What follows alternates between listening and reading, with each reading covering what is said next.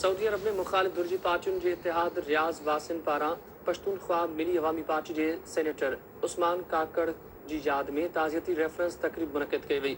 तकरीब में काज़ी इसहाक महमूद ख़ालिद अकरम राणा हफ़ीज़ बलोच ऐं ॿियनि शिरकत कई। उन मौक़े ते मुक़ररनि ख़िताब कंदे चयो त उस्मान काकड़ बलूचिस्तान जी सियासत में हिकु सघारो आवाज़ हो। उन सूबे जी भलाई लाइ हमेशह आवाज़ उथारियो।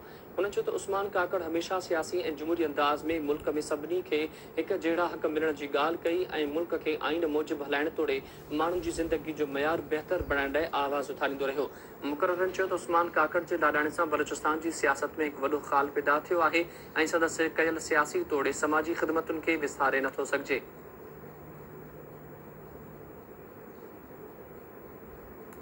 सऊदी अरब में औरत ख़ुलूदुल फ़ज़ली बोतलुनि जे 3 लखनि खां वधीक ढकणनि जी मदद सां दुनिया जो सभ खां वॾो नक्शो तयारु करे वरितो आहे। संदसि चवणु आहे त इन निराली दुनिया जे नक्शे खे Guinness book of world record में शामिल कयो वञे। जिद्दा में ख़ुलूदुल फ़ज़ली बोतलुनि जे 3 लखनि खां वधीक ढकणनि जी मदद सां दुनिया जो सभ खां वॾो नक्शो 40 ॾींहनि में तयारु कयो।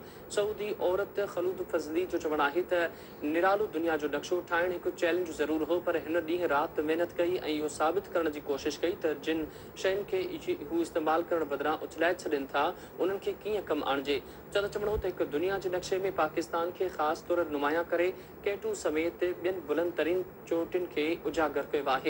सऊदी औरत ख़ुलूद फ़ज़ली चयो त हूअ पंहिंजी हिन निराली कोशिश खे Guinness book of world record में शामिल करण जी ख़्वाहिशमंद आहे ऐं उन लाइ गिनीज़ बुक जी टीम साणुसि राब्ते में आहे। अफ़गानिस्तान में तालिबान विढ़ाक नेटो फ़ौज जे